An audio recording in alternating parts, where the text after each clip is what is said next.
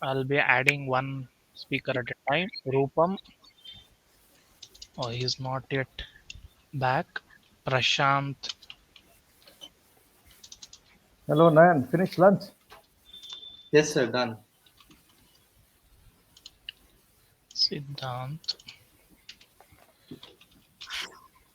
Sir, you may want to try calling Seban James. Siban James. Okay. Yeah, because I haven't seen him anytime. Rupam Bhattacharya, I'm adding you on stage. Prashant Nag. No, he is also not here.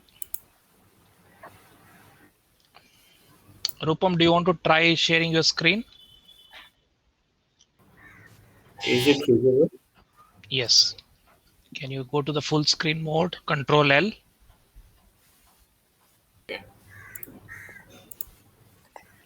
Can you hear my voice? Hello?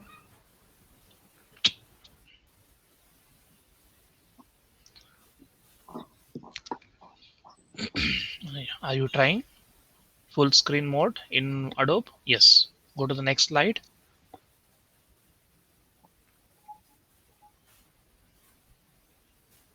Yes. Thank you. You can stop. Siddhant, Sauji, can you please try? Oi.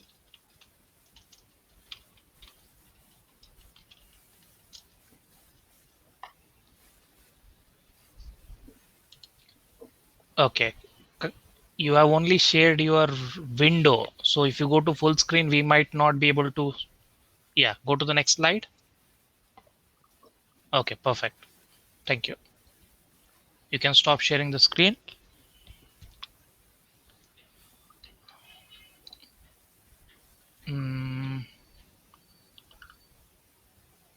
We do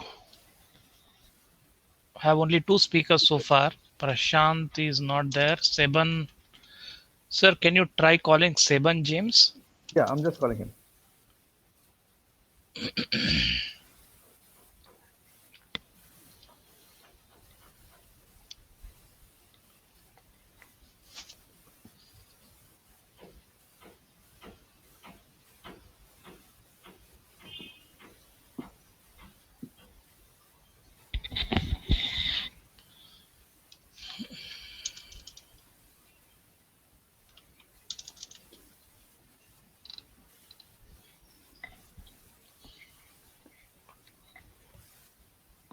Siban James.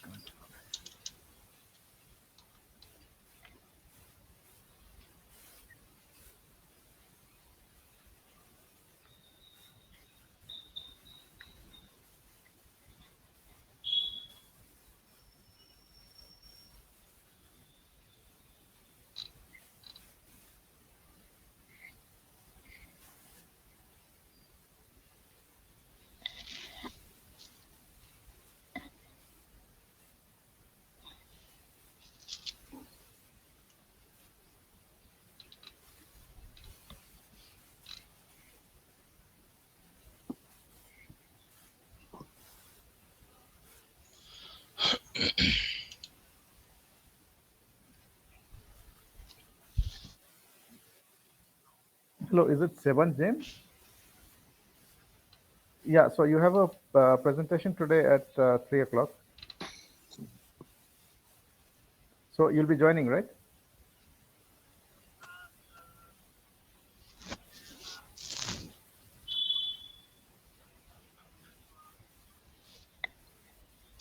Okay, any particular reason?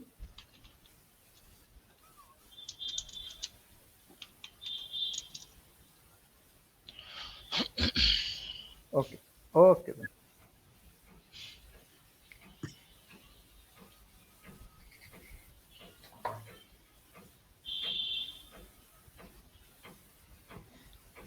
Okay, Seban James has withdrawn the paper. Okay, sir. So we are only 3 presentations now. Okay.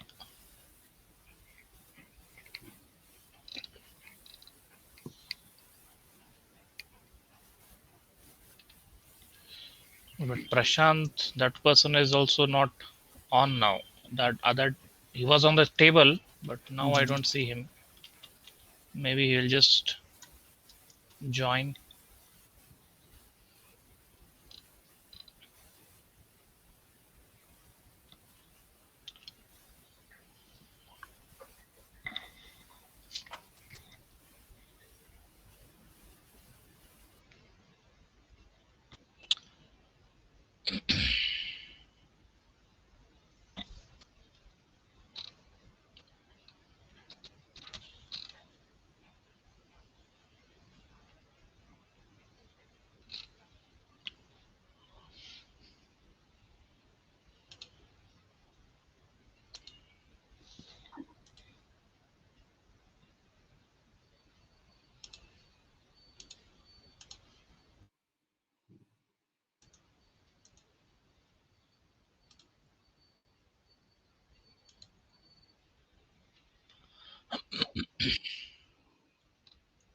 Yeah, Prashant Nag is there. I'll just add him.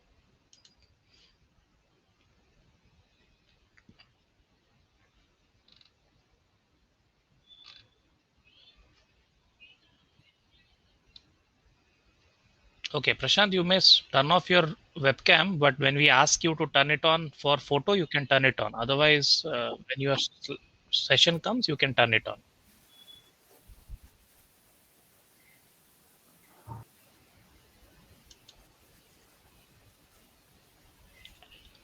Sir, shall we? Yeah, I think everybody is there, right? Yes. Yeah, I think we can start. Okay, good afternoon to everybody. So this is the last session of the conference AIR 2021. So we have 3 papers here today, and after which we'll probably have a short break of 10-20 minutes, and then we'll have the uh, plenary talk. Okay. So the session chair for this session is Dr. Nayan Kakoti. I would request Dr. Kakoti to please uh, take over the session. Thank you, Professor Datta, and good evening and good afternoon to all present. In this technical session 9, we have 3 papers, paper ID 65, 107, and 119. So without any further delay, I request the paper ID 65, the first author Rupam Bhattacharya, to present his paper. Yeah, can we just have one photo for this session also? All the speakers, please turn on your webcam. Right. I'll just take one print screen. All speakers, please turn on your webcam. Prashant, Rupam, Siddhant. Yeah, smile. Okay, thank you. Yeah. So the paper title for paper ID 65 is Exploring the Usefulness of Object Affordance Through a Knowledge-Based Reinforcement Learning Agent. Rupam, please.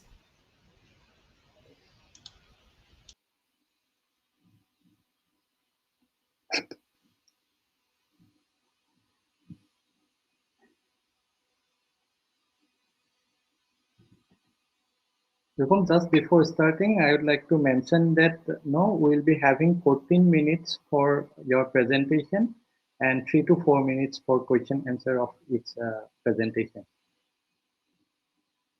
Rupam, please start your presentation.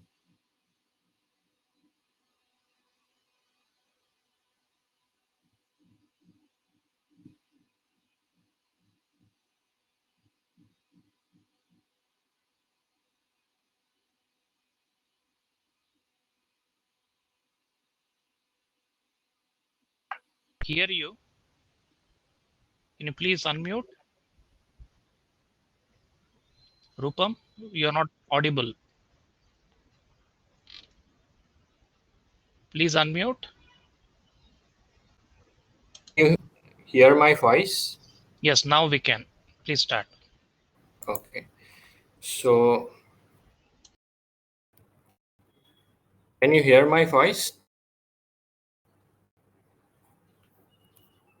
Can. Hear you Please start. and Okay. see your presentation. Good afternoon, everyone. So I am here to present our work, and the title of our work is Usefulness of Object Affordances Through Reinforcement Learning Agent. So the introduction slide. So here, daily life, we perform various activities. Okay, so, but these activities, we mostly ignore object properties and or the capabilities of the user. Okay. And these properties to conceptualize this high-level activity. But due to our intuitive reasoning, perform those activities without thinking second. Okay, but to enable this to perform this kind of activities, concentrate on uh, object. So, and these objects help us to abstract our working environment, and in future it build household robots which can perform this. So basically meaning this was given by Gibson, and he was instrumental in popularizing the object affordances. So till that several categories affordances are also present, and in we are going to stress on the definition of object given by Neumann. And here affordances refer to the perceived and actual thing, primarily those fundamental properties mind how the thing could possibly. Okay. So basically, we study the temporal constraint imposed affordances in such temporally temporal activities, and we knowledge-based reinforcement learning agent in this linear temporal logic. We have also. Rupam, sorry to stop you. Can you put your slides in full screen mode? Okay, sir. Just possibly Control L. Yeah. Okay, it's good. Thank you. So here, experimental evaluations as well. Okay, various grid wall environments. Okay, and to understand our work, preliminary concepts are mentioned here. So MDP, it is a well-known mathematical work, and it consists of 5 components basically. And this first component is the set of states. The other set of actions as well. We have transition function, we have the discount factor, and the solution is called a policy. Okay, so these are the that is required to study this reinforcement. Then coming towards this linear temporal logic, so we have utilized this concept of linear logic, and this where a given set of propositional symbols are defined here. Okay, so in this scenario, given so various operators are present here. Operators there, this unary temporal operator, then binary temporal operator. Similarly, we other Boolean operators are also. Similarly, we can define other modalities like eventually and always. So these are basically this related to linear temporal. In this work, we are concentrating on co-safe LTL. So it is the subset of LTL for which the truth can be ensured finite number of syntactically co-safe LTL is the set of formulas which only the next eventually and until temporal operators occur. Okay. Now this LTL progression we have utilized in our work. So the concept of this LTL progression is proposed by Feynman Kavanza. In this LTL progression, some operator that prog operator has been applied after each to update activity specification formula reflect of the original COSEF formula becomes satisfied or unsatisfied. So this LTL program utilized and the related. Okay, so here there are components are present. So semantic object affordances. Semantic object affordance basically concentrates on what activities are possible. Yes, research work are present in this section, concentrating on mainly on those type of research work where directions are present. Then afterwards, we have also gone through this multitask learning where people have utilized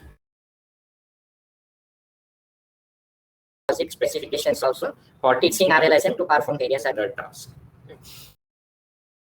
There are some other works as well, but advantage, various disadvantages and mentioned in this multitask RL also.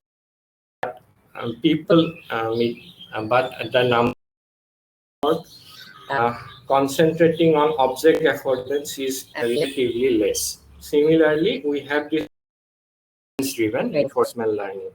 So in this, we have studied the role of in enabling the RL various activities, but most of the earlier do not concentrate on temporally extended. So having studied this, really to propose our affordance driven reinforcement, which is based on this linear temporal logic. So some this example is given. So in this illustration, we can see that there is an example present. So in this example grid, you can see various properties are present. So these properties are based on semantic object affordances. So basically, these affordances help visualize these high-level activities. And in our work, we have specified these high-level activities through a specific vocabulary comprising of positions that relate to the properties of this. And in the grid wall environment, we assume that interact with various objects. And this simulates list of various properties that is detectable by the agent, like reachable, movable, okay, placeable, and all those stuff. So suppose consider an activity. Okay. So in arranging activity, we can find the object which are reachable to you. Similarly, eventually activate movable object affordance, reachable object affordances respectively. So performing a particular activity, concentrate on temporal constraints imposed by object affordances. And understood this example grid to our this LTL based RL. So here the have concentrated on this NMRDP, which is meaning we extend this MDPs. NMRDP is already present in the literature. This concept. So this extends MDP towards back on the complete history. So our knowledge starts to execute multiple activities specified as LTL formula by gathering reward for their completion. And here our will have access to this labeling function as well. And this work, our work is LTL progression for learning. So we have utilized this framework to realize our object affordance driven LTL based RLIZ.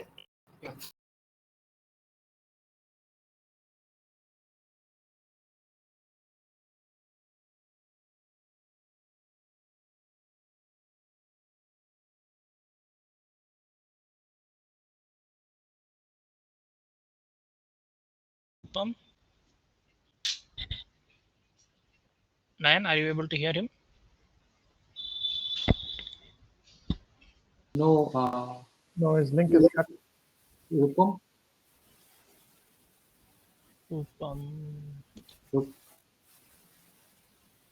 Okay. I think got disconnected or Hmm. he's not in the stage also. So anyway, Maybe we'll wait. I can just call him once he waits. He joined back. He joined? Okay.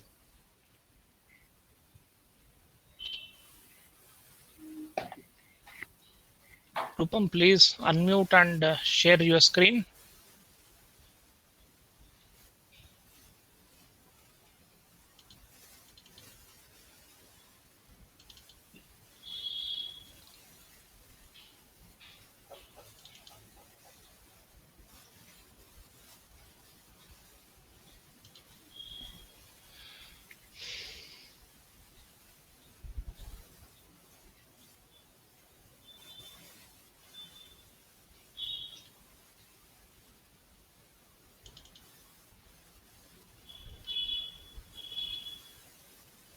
Rupam, can you hear us?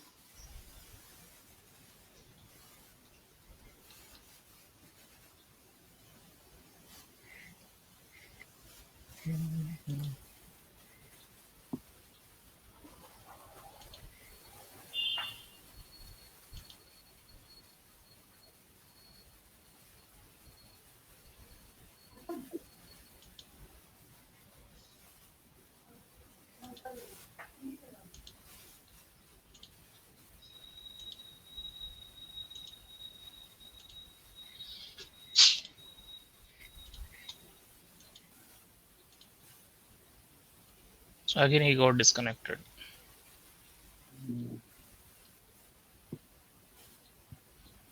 I'll just call him. From Bhattacharya.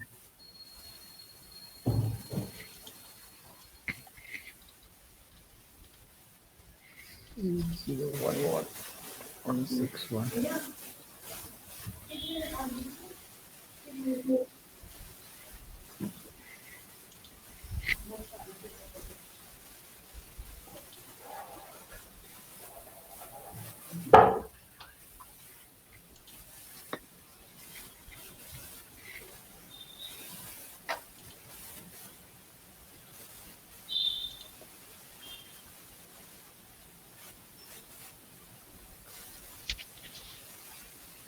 Rupam Bhattacharya, you got disconnected, I think. Okay, so, okay, just try a little bit. Huh? Otherwise, we can wait and you can come again. So, you're trying now? Okay. Yeah. So, he's trying to connect. Okay.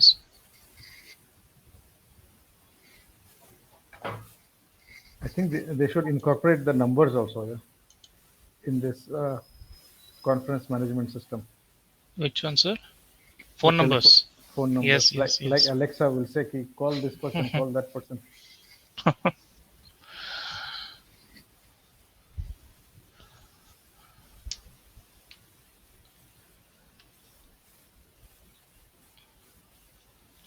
Actually, sometimes if people do not have UPS for router, this is the problem. Yeah. And mobile network is very unstable, actually. Yes, sir.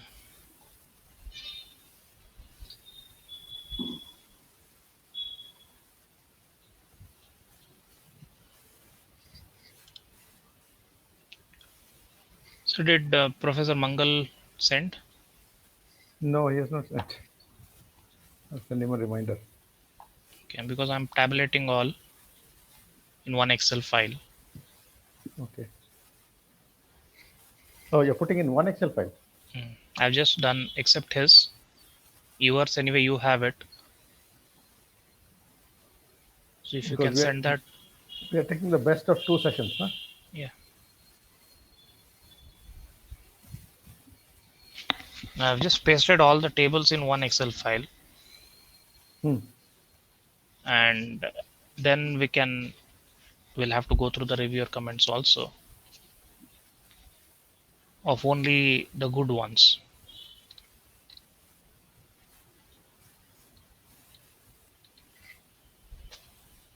So can we go to the next presenter? So I'll just call him. Maybe When he comes, we'll again. I'll just call him and tell him. Yes.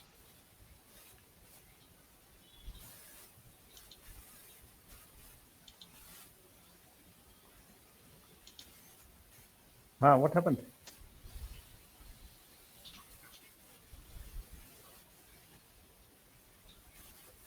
So you're using which net? You're using LAN or using mobile?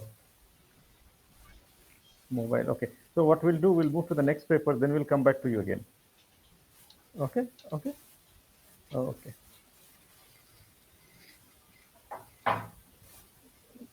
Okay. Yeah, I think we can move to the next paper. Okay. In the end, Next. we'll call him back again. Okay, sir. So the next paper is the paper ID 107, and the presenting author is Prasant Kumar Nag.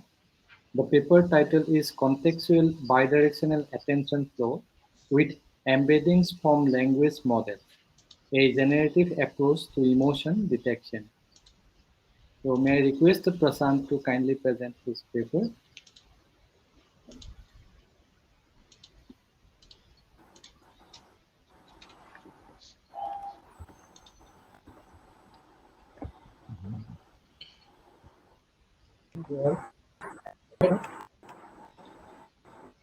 Yes, we can hear you and see your presentation.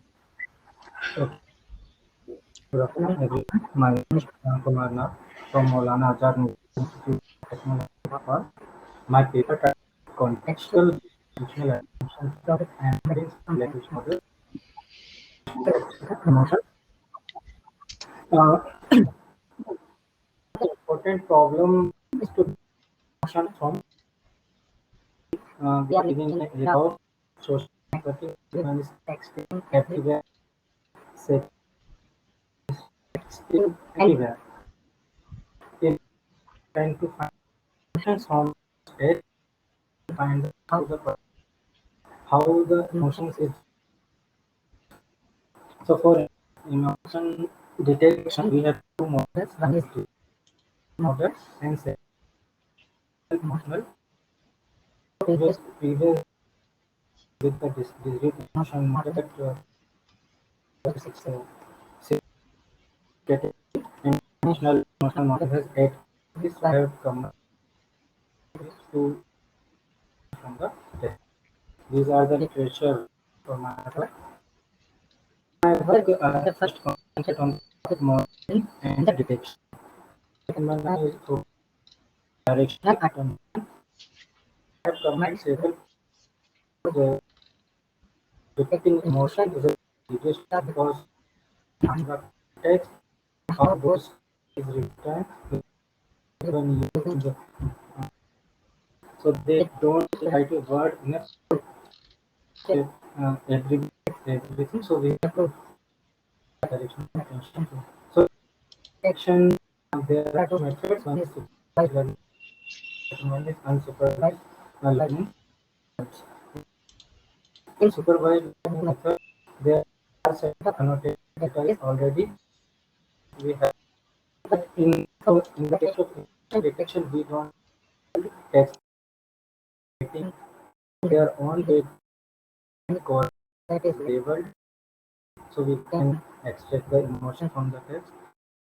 While in learning, we have lexicon based, but lexicons are not available yet. Very small number of lexicons available in the. My first I have to compare abstraction, because whenever someone wrote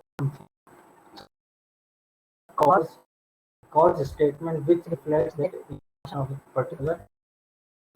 So cause where if already labeled and the cause is already written. So first they have labeled the emotion from that text, and they have again cause. So they have extract the pairs if there are 5 or 6 sentences. So they have extracted sentence and one cause sentence. Both of them have the conclusion that input belongs to some in 2018 Peter said context embedding, because we don't have lexicons to support based on the context we can determine those words and the sentence, so we can get the particular text. Like the words different different context.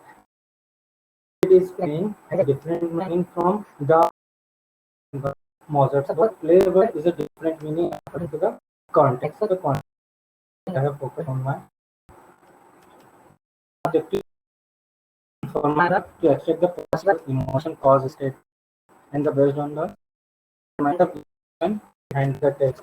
Now because every whatever the input from the social media, where get the exact emotion, because they have just put that this is belongs to some, and even in some sentence emotional that I work, and for in the future we have actual lexicons that we can get emotions extract from the text. These are the methodologies I have used stages for detection of character, next is word and next contextual embedding, then attention flow, then I have model emotion cause that, that will give particular emotion from text. So I will install this. This is the architecture pattern that I have created. First in the generate the topic. Have a different. So documents into the documents so that we can use the context those we label semantic get the exact emotion. So in the paper I have noted DJK where P1, P2, P3 says that text contains the X1, X2, that are words that the next the next step character because alphabets only 26 characters have. If we use capitalized word, then 26 words have. Use word and then it will generate the matrix so that we can't compute because have that much power system for my system. So we are using character embedding, but for determining the meaning of those, we have to use word embedding. Because if you use only character embeddings, we can't get words because that's have anywhere. The actual embedding part that I have because I have to find emotions from the context. First, I have segregated the document from different so that document same kind of sentence with the different kind of emotion. Each document has have the same kind of context. Attention flow, which information of the context in the query. However, the context from the and query, we have different discrete and personal words. So, okay, so attention flow. In the modeling, is provided for encoding presentation. So whatever like the image we have belongs to the particular context or not. Uh, uh, this in the for some input of sentence like to extract the important passphrase. So this P1 denotes the starting sentence and the P the last index.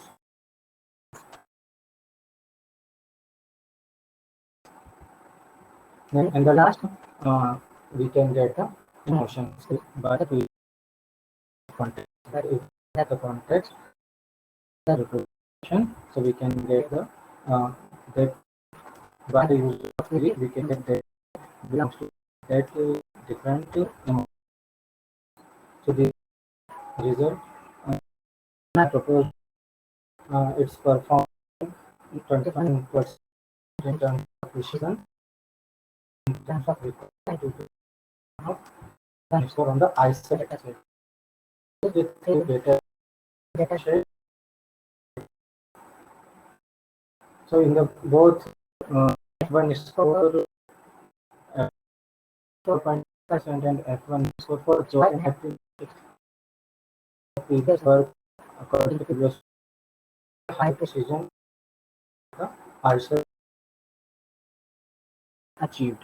In the fairy tale data set, 77.5 88%. And I and so that proposal method is giving better result in happy joy. For us, we have to perform proposed method is to research models some improvement because whatever I have done, we are getting good result in happy and joy only. Here, we are not able to achieve that much. And sentence will accept so much. Yes, thank you, Prashant, for the presentation on the language model for emotion detection. So let us see if we have some queries or questions from the attendees. It seems no questions are there. So if no questions from the participants, then I have one. Prashant, Yes, sir. can you tell me what, you can hear me, right? Yes, sir. Okay. So can you tell me what is the size of this language database that you have considered? Because in the output, we can see two classes, joy or happy and angry. Yes, sir. And for that, You okay. Actually, sir, I use ISO dataset and fairy tale data. ISO dataset they have input they have taken in a survey they have labeled that input belongs to which clause. On this 676 sentence, so for I have performed my because in open source there is no label available for emotion. So that's why my future was planning to include lexicon. My lexicon has been developed. So by using framework, I can work. and can you put some points in terms of the scalability of the outputs? No, currently we have only two states, no, joy and angry. No, but the emotions are expressed in many other terms, like sadness Yes, sir. or partially happy. Yeah, So yeah. whether your methodology that you have proposed, the same methodology can be scalable to a larger output. Yes, sir. Because suppose that there is a lexicon we have used, like, but that is very small. So if I take a very large of lexicon, that the contextual generate emotion also. And how that will affect on the utilization of the resource that you are using. For taking a highly computational work, so if we use the technique, it will.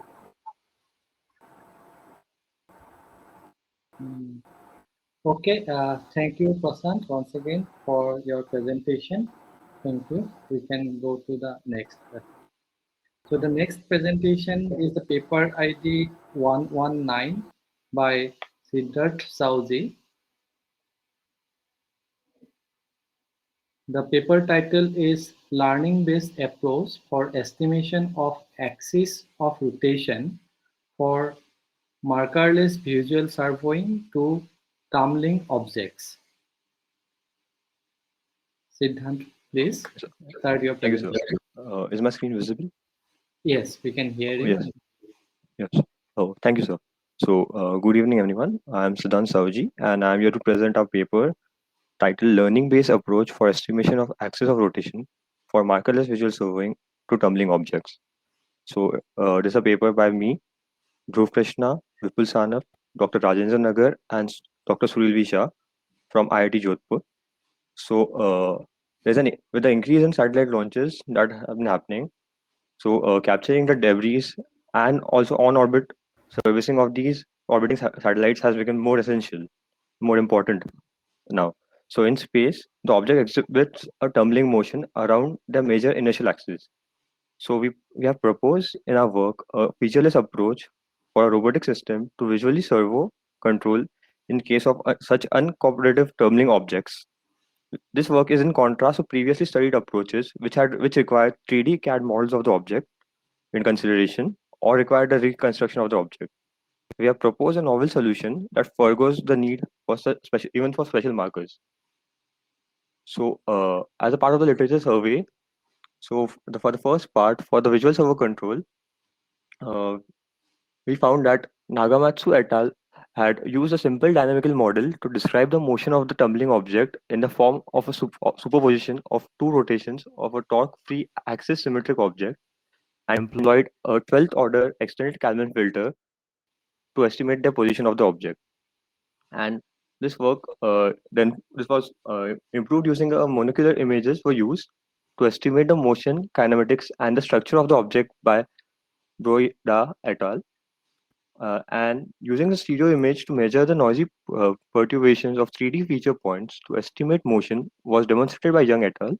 However, the object assumed was nearly cubic for symmetry with four markers were also positioned with respect to the center of mass and the momentum axis are already known. And further, there was also they have various papers with where laser radar was used to track the markers to improve the approach using the iterative closest point algorithm to align the point clouds from the lidar data to the known CAD model, allowing for markerless post tracking for a wider range of velocities.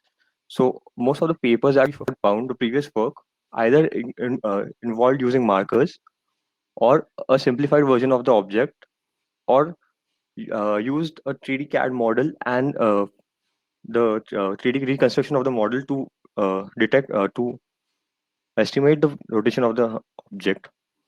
And for the learning part, uh, the problem of predicting the axis of rotation of a tumbling object using a video has seldom been attempted, and not much work has been done.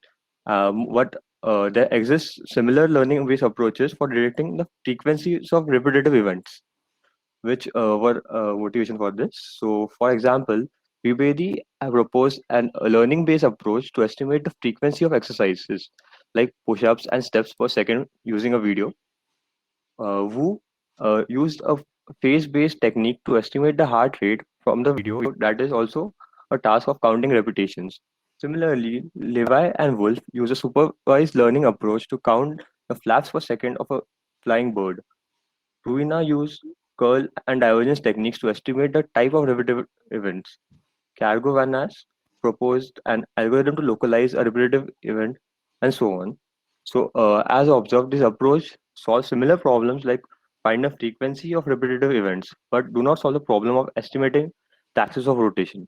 Apart from these approaches, we could not find any research using convolutional neural networks to extract features required for visual surveying using RGBD camera data by predicting the axis of rotation of a tumbling object. So the objective was to develop a novel visual surveying approach for reaching the desired position near an object under pure rotation without applying any external features to the object. So the methodology was we every rotating object has an axis of rotation vector associated with it, which can be treated as a static feature to perform visual surveying. This we had developed as a under constraint problem. So as you can see in the flow chart, uh, there's a rotating T-shaped object with axis of rotation known. So the camera captures the a video or the live video of the image of the object rotating, and the optical flow is calculated for every two next images, like and using the coarse to fine optical flow method, and then this is averaged over 30 frames or a second at 30 frames per second to get an average of optical flow. This would be explained further. And using this, we get the center of rotation and also the axis of rotation using the CNN. This data is used along with the desired goal position as an input to a PVVS controller to control the end effector of the robotic arm. So we started by creating a data set as no one had already worked on such a problem. So we had used Blender for generating the video data set. A T-shaped object with texture and shadows was used, and 600,000 1 second videos were taken at 30 frames per second at a resolution of 640 by 480, uh, and with a camera intrinsic feature similar to that of a Kinect sensor, the Kinect Generation 1 sensor. And then the optical flow, which is a pattern of apparent motion of objects, surfaces, and the edges in the visual scene. This was used to eliminate the static clutter and segment out the tumbling object. This also improved the cross-platform representation and became invariant to the simulator rendering scheme. And then, as discussed earlier, we are averaged the optical flow from 29 consecutive frames, set of frames, from the 30 frames of the video to get an average optical flow. And this the image was also reduced to improve the performance of the training to 256 into 192 by 3 as the image was converted back to RGB from the optical flow. This reduces the noise, consume less resources for processing, and also reduce the skin and training time. So we use square error loss function to train the CNN with a batch size of 8 images for 250 epochs. Initially, the training rate was 2 into 10 power minus 5. Later, it was fine-tuned by reducing the learning rate. We were able to predict the axis of rotation unit vector with a precision of 3 to 4 degrees. This was a big, deep CNN, and we had used the optical the FlowNet CNN, and then we also had expanded it for better compatibility, as seen here. So for calculating the camera position, we had formed an under constraint problem where, as you can see, the axis of rotation can be found to be from the desired position, camera frame can be anywhere on a particular circle as uh, sorry, the object is rotating. So we have a circle. So this was simplified to become the base circle of a cone, where the side is the vector pointing towards the tail of the axis of rotation vector, and we apply transformation to get the transformation. So the control law. So let C star RC be the rotation matrix that gives the orientation of the current camera frame relative to the desired frame. Then we defined a state S of t and theta u, where t is the transition vector and theta u gives the angle axis parameterization of the rotation vector. And as the theta u or the state for the desired position is zero, the error is same as state S. So we can define the interaction matrix LE as shown below and L theta u as shown in the next equation. So as we have obtained a 6 degree of freedom end effector velocity by multiplying the 6 into 1 state vector S with the interaction matrix LE, we can however also decouple the control law for linear angular velocities. Doing this not only helps us overcome the problem like camera retract problem, but it also gives us a simpler solution for velocities given below. Now for the simulation, we use a Ricci robotic arm in a VREP environment with a camera in the end effector and a rotating T-shaped object. So the image in the top view is the desired view, and the image in the bottom square, is the live video from the end effector. The camera is at the end effector of this arm, and as you can see,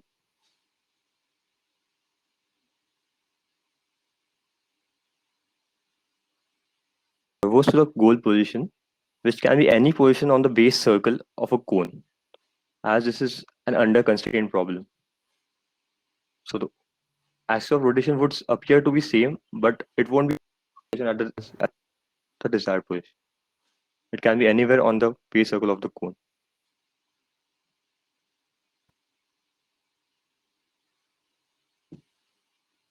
It is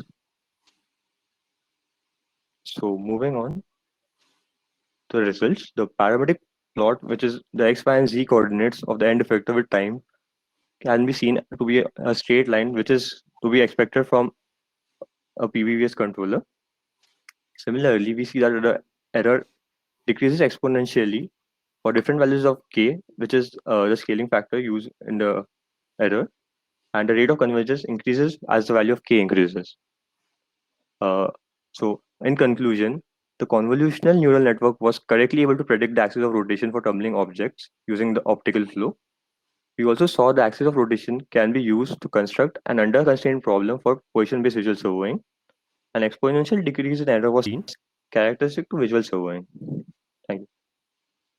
That's it. Thank you, Siddhant, for the interesting paper on axis estimation, learning-based approach for the tumbling objects. So let us see if there are any questions from the participants. Seems no questions. If there's no questions, I have one. Siddhant, what we can see your object is rotating, right? Yes, sir. So along with the rotation, if it has the translation. Yes, sir. That we haven't considered yet. This Okay. was just a simplified version, so we plan to do it in a stepwise manner. That first we would just work on rotation, then we'll move on to translation and rotation together. Okay. No, still, it's a good work. And then, have you considered, having, because when you take it to the real application, there might be some obstacles in between the object where which axis of rotation you want to detect, and then in between the camera. Yes. So in So such situations, how your noise removal yeah, model. sorry, sir. So we haven't considered any such cases. We have only considered a case where there are no obstacles. This was just the proof of concept that this strategy of using a CNN would work because there was no previous work in this field. Right, right. Because all the previous works involved a marker, Okay. some markers, like some Aruku markers or some special markers. Mhm. So a completely featureless approach wasn't there. And have you considered the objects of different shapes? The object you have Uh, seen this shape. no, sir, we haven't yet checked with that but it would work because we have averaged the optical flow. So Right, right. the shape of the Absolutely. object or the texture won't matter because we Right, have used the optical flow and averaged it. right, right. Thank you very much, Siddharth, again for the nice Thank you. presentation. All the best. So it was Siddhant Saoji Next, then we again proceed to Rupam Bhattacharya Is with he there? paper ID 65. Is he there? Rupam there? Yes, here. He's there. Okay. Yeah. Should we start sharing the screen? Yeah, please. Please. Oh. The paper title for Rupam Bhattacharya is Exploring the Usefulness of Object Affordance Through a Knowledge-Based Reinforcement Learning Agent. Can you? Are you able to see the screen? Yes, Rupam, we can see and listen to you. Okay. So I am sorry for the network issue. So I am starting over again. So I am here to present our work. Okay. So the title of our work is Exploring the Usefulness of Object Affordances Through a Knowledge-Based Reinforcement Learning Agent. So here, this is the introduction slide. So we generally perform various high-level activities in our daily basis, and these high-level activities are possible due to the object properties and or the capabilities of the user. And due to our intuition, we perform these activities without thinking for a second. But these activities are possible due to this reason only. We can easily conceptualize our activities. And therefore, it is reasonable to explore the role of object affordance to build robots which will help us in performing those activities. And basically, the term object affordance was given by Gibson, and Gibson was instrumental in popularizing the concept of object affordances. And till that, several categories of object affordances are present, and several definitions are proposed by various researchers. And in this work, we would like to stress on the definition given by Norman. And the definition is given here. So affordances refer to the perceived and actual properties of the thing, primarily those fundamental properties that determine just how the thing could possibly be used. So moving on, in this work, we have studied the temporal constraint imposed by object affordances in such temporally extended activities. And in this work, basically, we designed a knowledge-based reinforcement learning agent by considering linear temporal logic. And we have carried out our experimental evaluations in performing different activities in grid world environment. And let's move on here. So to understand our work, some preliminaries are present here. Okay, so these preliminaries are mentioned in this slide. So first of all, this Markov decision process. So it is a fundamental mathematical framework, and this consists of 5 tuples here. So first one is the set of states. The second one is the set, and in this MDP, we would also have this transition function, and we also have a reward function. Then we have factor. Okay. Then we come to this linear temporal logic. So in this logic, which refers to time, okay, and we can construct various LTL formula over a given set of propositional symbols, and we can define this formula by considering various operators. Okay, so here next and until is there. Okay, so next is an unary temporal operator. Then we have this until, which is a binary temporal operator. Apart from this, we are having various Boolean operators as well. And we can further define temporal modalities. Okay, using this until operator. We can define eventually, and we can also define always. So I hope you understand this linear temporal logic, and this co-safe LTL we have considered. So this co-safe LTL is the subset of LTL for which the truth of formula can be ensured after a finite number of steps. So syntactically, this cosafe LTL is the set of formulas for which only the next, eventually, and until temporal operators occur. Thereafter, we consider this LTL progression. So this LTL progression was already been present in the literature. The concept of LTL progression was proposed by Fahim and Cabanza. And here this one operator is present, that is PROG, prog operator is there, which can be applied after each step in an episode to update the activity specification formula to reflect which parts of the original cosafe formula have become satisfied or unsatisfied. Then we come to this related work. So in this related work, first one is the semantic object affordance. So here we concept this specific type of object affordance concentrates on what activities are possible, and various researchers have worked on this semantic object affordance, and we have concentrated on a specific type of observation where only human object interactions are possible.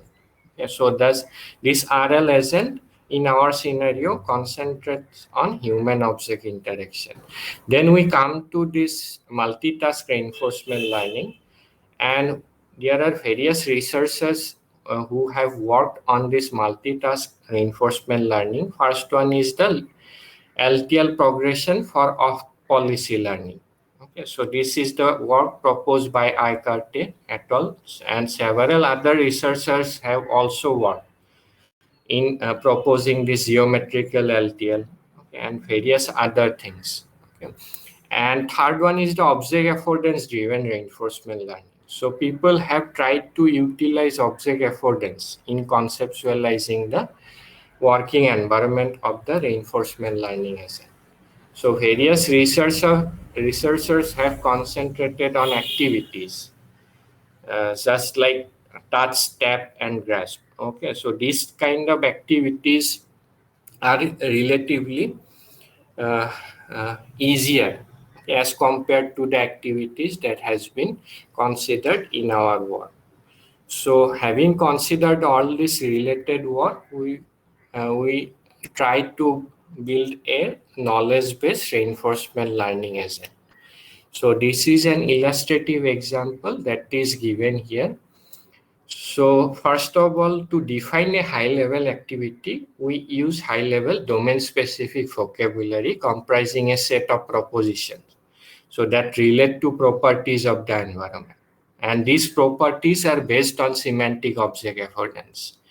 So here, if you see in this example grid world domain, so various properties are present in the form of affordances. Okay, so these properties are detectable by the agent.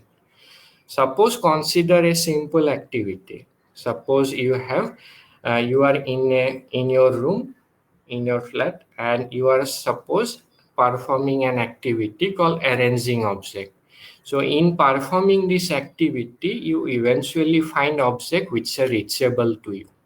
Similarly, then eventually you activate movable affordance, then you placeable affordances. So there are some temporal constraints that is present within this activity. So we try to design an RL agent which obey these temporal constraints in the form of these object affordances. Okay, so coming towards this methodology here, this LTL based RL agent is discussed in this slide. So top NMRDP that is already present in the literature, which extends MDP to allow for rewards that bank on the complete history. And here our LTL based RL agent will have access to the leveling function as well. So it will help to map the state of an agent into the truth evaluation of the propositions. So, and our object affordance driven based RL agent is based on the framework of LTL progression for off-policy learning. So, we utilize this framework to design our RL agent. So now going to this algorithm here, so our agent is able to extract the activated object affordances given a set of activities. So Q-learning is used by the RL agent to simultaneously learn sub-policies for each of such activated affordances. So our RL agent iteratively performs a series of episodes in the environment. On each iteration, some activity is selected. Okay. In the first step, affordances are extracted by progressing every activity. Okay. So these affordances corresponds to the sub-activities. Okay. And this control loop learns a separate policy for each activities and affordances. Okay. Now coming back to this step 4, so it tells about the nature of behavioral policy and informs the process of action selection during a current episode.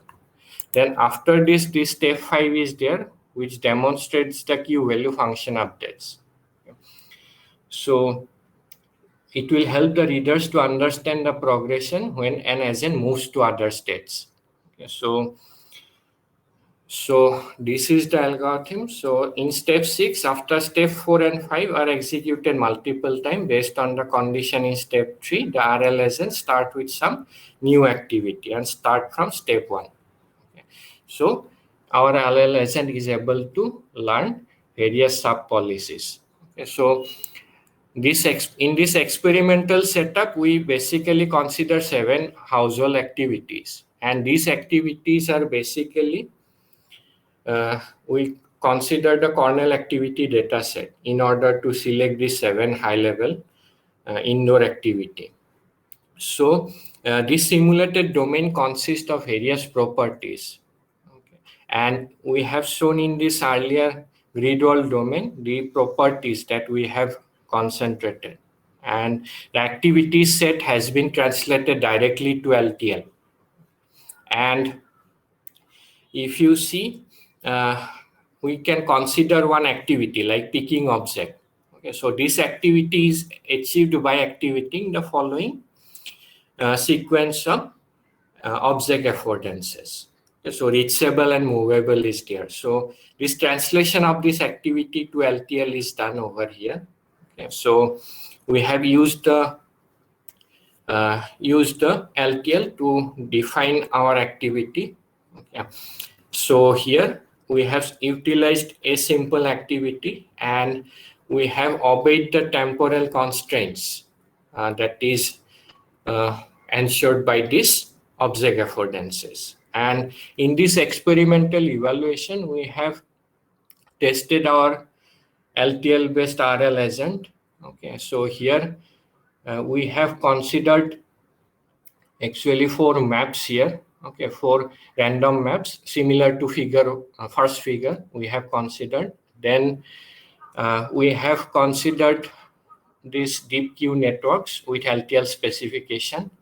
So we want to see how this RL agent behaves. Okay, and here this figure demonstrates that the average discounted reward across these 7 activities. So as we can see, our approach is able to gather more rewards as compared to deep queue networks. Okay. So this discussion section we have put forwarded. So in this discussion section, the object affordance driven LTL based RL agent is able to learn policies for various activities. Temporal constraints imposed by object affordances have been considered in performing the activities by the agent. So one benefit of analyzing household indoor activities through object affordances allows one to understand the similarities among these activities. So one example you can consider, like arranging object. Okay, so it is similar to stacking object or unstacking object. Okay, but how you can visualize these similarities? Okay, you can visualize these similarities meaning once you concentrate on the temporal constraint of the object affordances. Okay, so this structural similarity uh, you can exploit these structural similarities in performing these activities. So in terms of scalability, the effectiveness of our approach in high dimensional real world indoor housing have not been evaluated. So in terms of scalability, we have not checked whether this LTL based RL agent is really effective or not. So to conclude our work, so we have mentioned few points here. So building RL agent to perform temporarily extended household activities has a number of research avenues. So the importance of object affordance in realizing such activities is acknowledged by various researchers. So however, activity specification through LTL rarely addresses the object affordance driven temporal constraints. So as we can see, we have specified the activities in the form of LTL, and we try to obey the restrictions incorporated by these object affordances, and that's why we are able to see the structural similarity that is present in these high-level activities. So basically, if you try to put our work in one sentence, we basically highlight the aspect of affordance research by designing an LTL-based RLSA, meaning we have seen the temporal constraints imposed by object affordances, and this help us to design our linear temporal logic-based RLSA. So this is the reference. So if you have any questions. Thank you, Rupam Bhattacharya, for your nice presentation. And let us see if there is some queries or questions. Seems no queries from the participants. I have just one query. Rupam, how your agent prioritizes the different temporal constraints? So basically, we initially we define those activities in the form of LTL. Okay, so here we specify that what should be the temporal constraints. Okay, so You suppose in a, specified it earlier. yeah, specify earlier these things. Okay. Okay, thank you, Rupam, for the nice presentation. That is Rupam on the knowledge-based reinforcement learning agent. So we have come to the presentation of this session, technical session 9. So I congratulate all the presenters on successfully presenting their papers in Advances in Robotics 2021. Thank you all. And now it's mic over to Assis sir. Thank you, Dr. Nayan Kakoti, for conducting the session. It was very nicely conducted. So whatever marks you have given, please send a copy to Rajiv and myself. Okay? Okay, thank you. And thank all the speakers. So after this, we have the plenary talk, the last plenary talk. It is scheduled at 4 o'clock. Okay, but I have requested him to come a little early, around 3:45. So let's hope he comes a little early. So don't go away anywhere. Please stay here only, virtually. Okay, and we'll get prepared for the next talk. And after that, we have the closing, the closing part where we complete the conference and we take your feedback. Okay, so please wait for that also after the talk. So Rajiv, I think should we go back to the waiting area? Yes, sir. I think we'll go. Yeah, let's go back to the waiting area. So please be seated. You can look around the posters. Okay, and 3:45. Please do come back 3:45, 3:50, or we'll bring you in as soon as the speaker is there. Okay, but please don't go away. Be around.